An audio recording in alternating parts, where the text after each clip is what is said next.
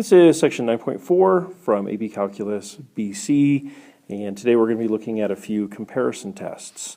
So up until section 9.4, we've focused on a couple of different formats. We've looked at the geometric series, we've looked at the p-series, we've looked at harmonic series, we've also looked at the integral test, which kind of ties together the p-series and the harmonic series. We're going to take it a little bit further. We're going to be a little bit more open and broad with the series that we look at here as we look at a couple of comparison tests.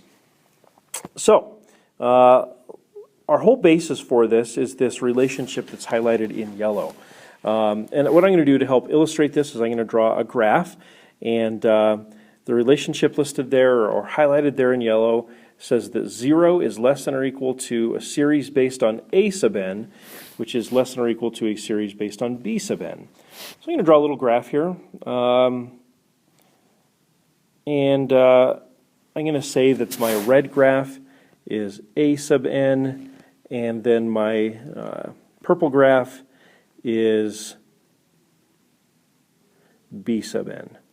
And hopefully you can see that the relationship that's highlighted there in yellow is represented also graphically there. And so you can see that because both a sub n and b sub n are greater than 0, then all of their terms would be positive.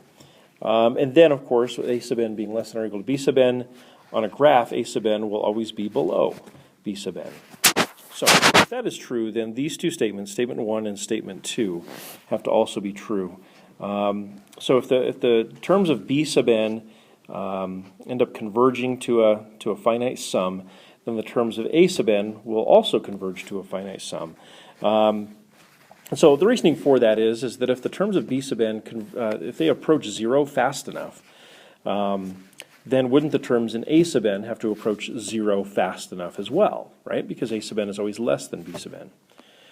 Well, if we look at the inverse of that, well, if the terms in a sub n do not approach 0 fast enough, then of course, a sub n will diverge, but then the terms in b sub n, then because b sub n is bigger than a sub n, they would not be approaching 0 fast enough either, and so b sub n would also have a sum that diverges towards an infinite number. So those are your basic comparisons.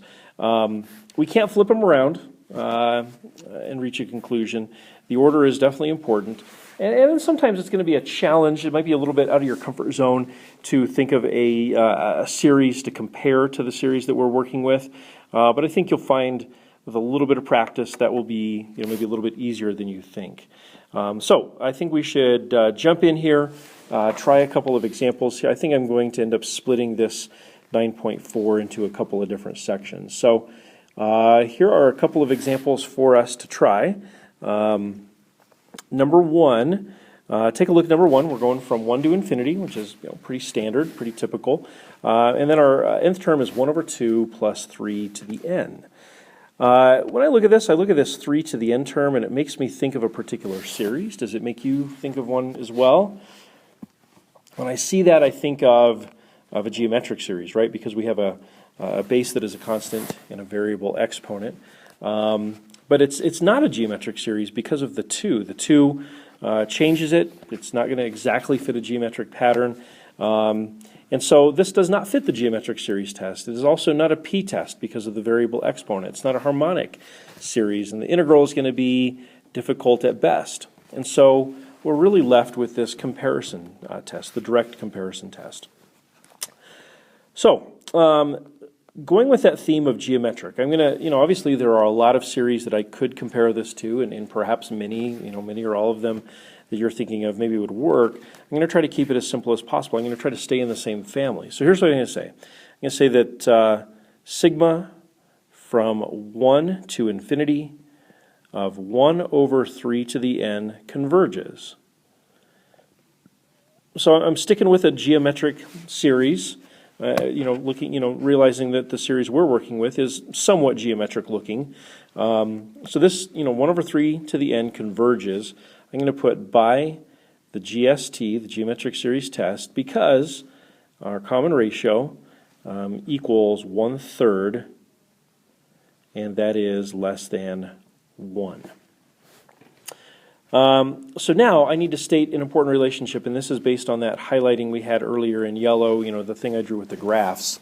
I need to state this. I need to state that 1 over 2 plus 3 to the n is less than or equal to 1 over 3 to the n on the interval 1 to infinity.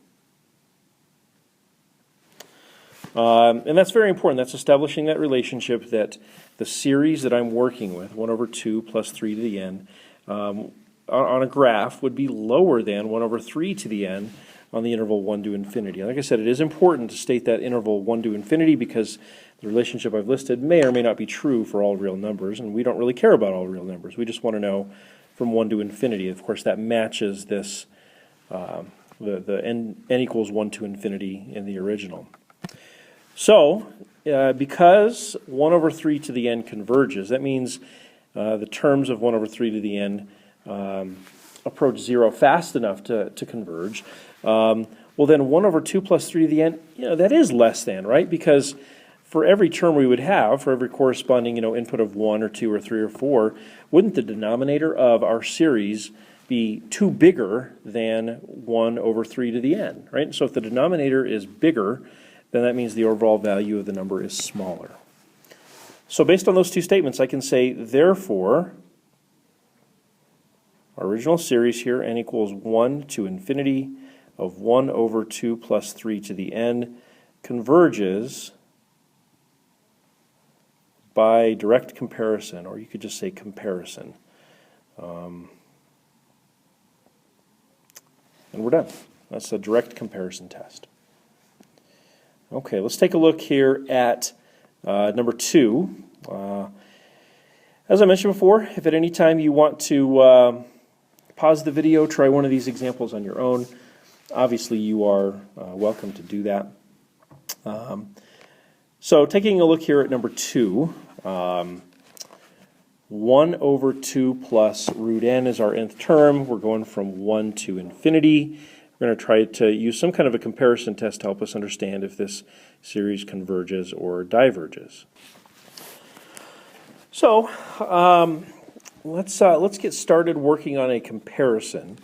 So you might be tempted to do this. You might be tempted to say 1 over root n, right? Kind of like we did before, just chop the 2 off the front. So 1 over root n diverges, right?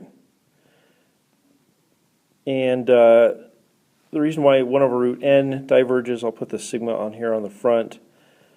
The reason why that diverges is by the p-test.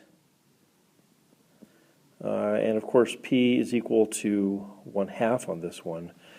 And with 1/2 being less than or equal to 1, diverges by the p-test. However, we're going to run a little bit of an issue here because if our comparison diverges, we're probably looking to decide, hey, does our original series also diverge? And, kind of a sneaking suspicion that it will. But if you look at this relationship and you say, okay, so 1 over root n would then have to be less than or equal to 1 over 2 plus root n. On our interval from 1 to infinity. And unfortunately, that relationship is not true, because if you look at our series that we're concerned with, this one right here, won't the denominator always be 2 bigger than the denominator in our comparison series? So then what that means, if we were to look at this on a graph, 1 over root n terms would actually be right here, and the one that we're trying to compare to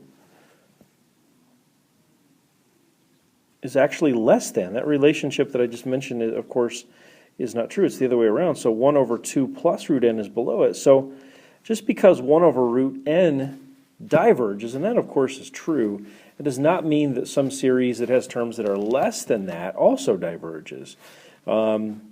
we didn't pick a very good comparison. So this number 2 is probably a little, that's not probably, it's definitely a little trickier than number 1 when it comes to a comparison. So I'm going to erase all this because we did not pick a good comparison.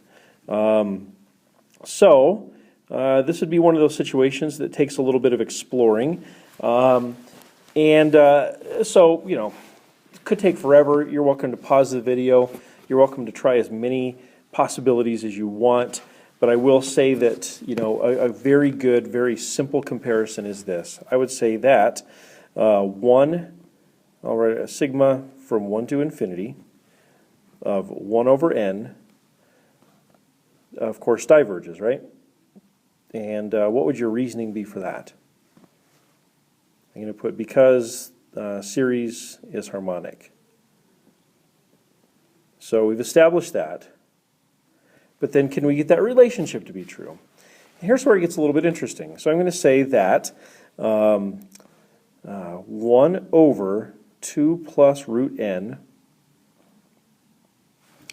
Actually, I need to flip that around. I'm going to say that 1 over n is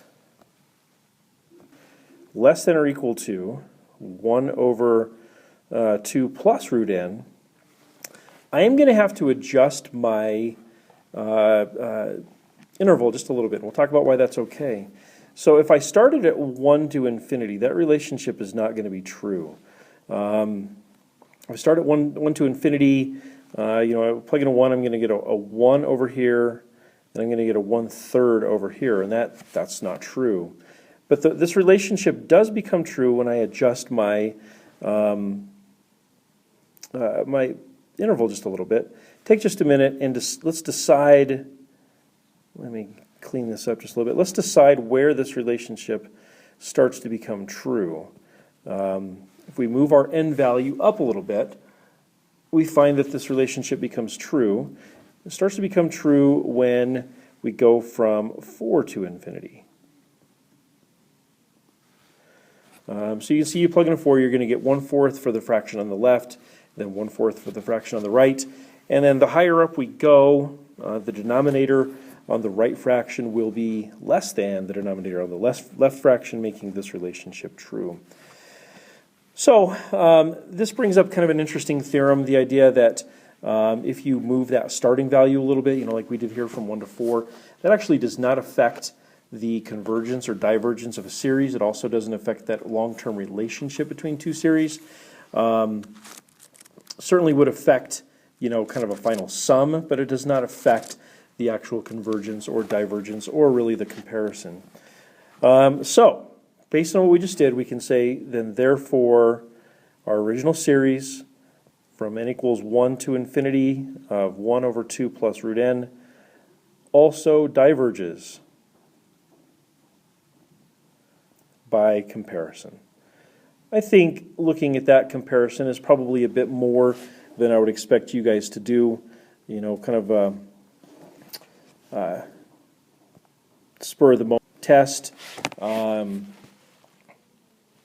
it's still good to think about here in your notes. All right, we got one more, and I think we're going to just leave this. We'll do the limit comparison test in a separate video. So let's check out our final example, number 3. Same limits of the summation here from 1 to infinity. And the element is 1 over n cubed plus n. Definitely at this point encourage you to try this one on your own. Pause the video and watch the video in a minute to see if you did it right. Okay, so my instincts tell me that this series will probably converge because of that n to the third, right? Does this remind you a little bit of a p-test, right? If we took away that plus 1 right there, then this would exactly be a p-test. It would be a very quick and easy problem, be over with pretty fast. So I'm going to try to compare it like this. I'm going to say that sigma from 1 to infinity of 1 over n cubed converges by the p-test. And that's, of course, because p is equal to 3, which is greater than 1. And now my comparison, I'm going to say that 1 over n cubed plus 1 is less than or equal to 1 over n cubed on the interval from 1 to infinity. I feel very comfortable with that because I know that the denominator on the left will always be 1 bigger than the denominator on the right. And so, therefore, the value of the number on the left will always be a little bit less than the value of the number on the right. So, based on that, I can then say, therefore, by comparison,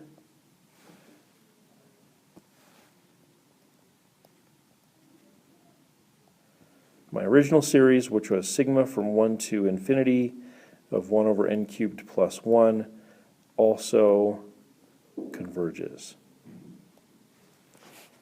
Okay, so that's the direct comparison test. In a minute, in the next video, we'll take a look at the limit comparison test.